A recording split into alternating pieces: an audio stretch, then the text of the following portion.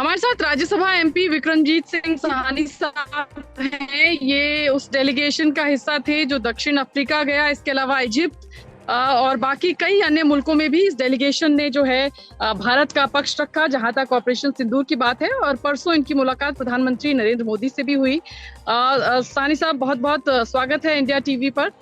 सबसे पहले आपसे यही पूछना चाहूंगी कि किस तरह का अनुभव रहा, इन तमाम मुल्कों में आप गए, भारत का पक्ष आपने रखा, क्या अनुभव रहा? और क्या ये एक प्रधानमंत्री नरेंद्र मोदी या जो हमारी सरकार है उसकी एक सफल कूटनीति के हिस्सा थे ये तमाम डेलीगेशन, जिनके जरिए भारत का पक्ष इन तमाम मुल्कों में रखा गया? हाँ, मैं मानता हूँ कि ये बहुत ही जो पहलकदमी की गई भारत सरकार की तरफ से, प्रधानमंत्री जी की ओर से, विदेश मंत्रालय की ओर से, बहुत ही इफेक्टिव साबित हुई। क्योंकि उन मुल्कों में खाली सोशल मीडिया पे ही जो है अनफिल्टर्ड न्यूज़ आ रही थी और गलत नरेटिव ही उनको पता लग रहा था। लेकिन हमारे वहाँ जाने से, हमारे वहाँ उनके पॉलिटिकल लीडर्स, पॉलिटिकल पार्टीज, उनके जो थिंक टैंक्स को हम मिले कतर में और साउथ अफ्रीका में, और जो इथोपिया अफ्रीकन यूनियन के जहाँ हेडक्वार्टर्स हैं, फिर इजिप्ट में भी लीग ऑफ अरब स्टेट्स, तो काफ़ी उनके डाउट्स क्लियर करने में, हम अपनी बात कहने में सफल हुए। हमने कहा कि भाई भारत शांति प्रिय मुल्क है, हम शांति चाहते हैं। अटल बिहारी वाजपेयी जी ने बस यात्रा लेके गए वो 1999 में, लेकिन वापस क्या मिला? कारगिल। तो डॉक्टर मनमोहन सिंह ने बहुत एफर्ट्स करे, आगरा में शमल शेख। अब पीएम मोदी जी जब अफगानिस्तान गए, वापसी में उन्होंने रुकना नहीं था, दिल्ली सीधा आना था, लेकिन वो अनशेड्यूल्ड विजिट पे रुके क्योंकि वहाँ के प्रधानमंत्री जी के घर में कोई खुशी का मौका था। तो भारत ने हमेशा दोस्ती का हाथ बढ़ाया, ट्रेड खोला। सार्क में हम बहुत एक्टिव थे। अटारी वाघा बॉर्डर पे ट्रेड, हमने इंटीग्रेटेड चेक पोस्ट स्थापित किया। उनको हमने कई साल से MFN, मोस्ट फेवर्ड नेशन का ट्रेड में जो है दर्जा दिया हुआ था। लेकिन अब प्रॉब्लम ये है कि ट्रेड और टेरर इकट्ठे नहीं चल सकते, टॉक्स और टेरर। लेकिन हमें बदले में क्या मिलता है? कारगिल मिला, फिर 26/11 मिला, छत्तीस सिंहपुरा मिला, पठानकोट, पुलवामा और अब ये पहलगाम हुआ। तो हमने ये कहीं ना कहीं उनको जतलाया कि भाई ये क्रॉस बॉर्डर टेररिज्म बहुत आ रहा है, क्योंकि वहाँ पे कोई पावर सेंटर एक नहीं है, दो हैं, और वो कहीं ना कहीं आर्मी या जो भी इंटेलिजेंस है वो उन पे हावी रहती है, और ये इधर से प्रिपरेटर्स आके हमारे सिविलियंस को अटैक करते हैं।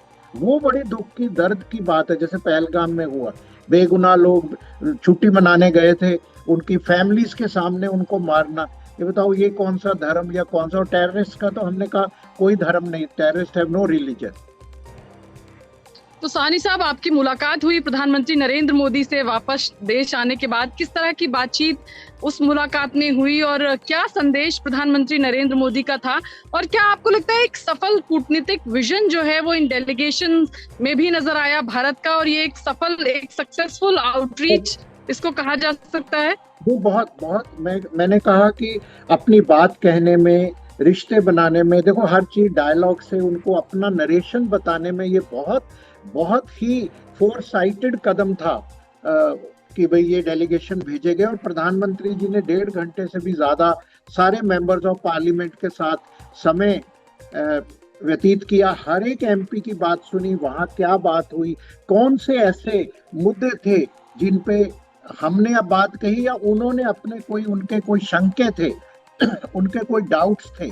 कश्मीर का मुद्दा आया, हमने प्रधानमंत्री जी को ब्रीफ किया। हमने कहा देखिए, जब से आर्टिकल 370 इन्वोक हुआ 2019 के बाद, देखिए कश्मीर कहाँ पहुंच गया।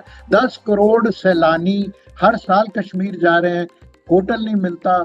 और इंफ्रास्ट्रक्चर देखिए, लॉन्गेस्ट ब्रिज बन रहे हैं और टनल्स बन रही हैं, लिंक रेलवे से दिल्ली श्रीनगर ट्रेन चल पड़ी है, श्रीनगर से मिडल ईस्ट की फ्लाइटें शुरू हो गई हैं।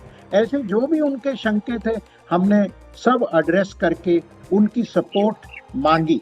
क्या किस तरह का नैरेटिव आपने वहां पर पाया जब आप वहां पर गए? तो क्या कुछ भ्रांतियां भी थी, क्योंकि काफी सारे इंटरनेशनल फोरम्स पर पाकिस्तान भी जाने की कोशिश कर रहा था ऑपरेशन सिंदूर को लेकर? वहां पे कुछ कंट्रीज में हमने पहले तो ये बताया कि it is not a territorial issue, क्योंकि 1947 में ही जब एक्सेशन हुआ था तो तब महाराजा हरि सिंह जी ने ऑलरेडी कश्मीर, जैसे बाकी हमारे स्टेट्स ने इंडिया के साथ ऑप्शन दिया, कश्मीर ने ऑप्शन दिया, लेकिन तभी से घुसपैठी कबीले आ गए, अटैक हुआ, तो फिर नेहरू जी इसको यूएन में ले गए। और ये ह्यूमैनिटी का इशू है, और क्रॉस बॉर्डर टेररिज्म से तो दुनिया का हर मुल्क प्रभावित है। उनके जो भी इसका कोई रिलीजन थ्योरी, हमने कहा हमारे माइनॉरिटीज भारत में, खास करके हमारे मुस्लिम भाई, सबसे दुनिया में सबसे ज्यादा पॉपुलेशन हमारे यहाँ है इंडोनेशिया के बाद। तो हमने कहा ये धर्म का इशू ही नहीं है, ये मानवता का इशू है। कश्मीर का इशू हमने क्लैरिफाई किया। कोई किसी को शंका थी कि आपकी इजराइल से बहुत दोस्ती है, तो हमने कहा दोस्ती है, लेकिन वो not at the cost of Palestine. फलस्तीन के साथ तो हम शुरू से खड़े हैं। यासर अराफात पैलेस्टाइन लिबरेशन जो ऑर्गेनाइजेशन थी, अभी भी भारत ने हमेशा ज्यादातर 90% रेजोल्यूशन में जो यूनाइटेड नेशन में गए पैलेस्टाइन के फेवर में वोट किया। $40 मिलियन की एड दी। हम चाहते हैं ये गाजा में युद्ध बंद हो और दोनों उनको कोई ना कोई टेरिटरी दी जाए। हम पैलेस्टाइन के आज़ाद होने में टेरिटरी के हक में है, लेकिन प्रॉब्लम क्या है कि ये टिकटॉक और सोशल मीडिया, वहाँ पे कुछ और ही नैरेटिव चलते हैं। तो इन डेलीगेशन से बहुत असर पड़ा और बहुत ही सराहनीय ये कदम था। और प्रधानमंत्री जी ने हमें ये आश्वासन दिया कि ये जो ट्रैक टू डिप्लोमेसी या जो भी एमपीज टू एमपीज कांटेक्ट है, पार्लियामेंट्री फोरम है, फ्रेंडशिप फोरम है, वो इन मुल्कों के साथ और सतर्क किए जाएंगे और ये रेगुलर डायलॉग चलता रहेगा। उनके हम थिंक टैंक्स को यहाँ बुलाना चाहते हैं और उनको दिखाना चाहते हैं कि क्या व्हाट इज कश्मीर। तो अभी जब प्रधानमंत्री से आपकी मुलाकात हुई तो किस तरह की बातचीत उनसे हुई? क्या आप लोगों ने ब्रीफ किया या उनका भी कोई संदेश आप लोगों के लिए था जो तमाम डेलीगेशन गए विदेशों में उनको? नहीं, उन्होंने सबका धन्यवाद किया कि भाई आप लोग टाइम निकाल के गए, और बहुत ही वहाँ बिजी प्रोग्राम थे सब डेलीगेशंस के लिए, हर 2-2 दिन में फिर जो भी था। और लेकिन उन्होंने साथ में, और एक बात वो बड़ी सराहना हुई पीएम की बाहर और इधर भी, कि उन्होंने सारे अपोजिशन के कई एमपीज को तो लीडर बनाया।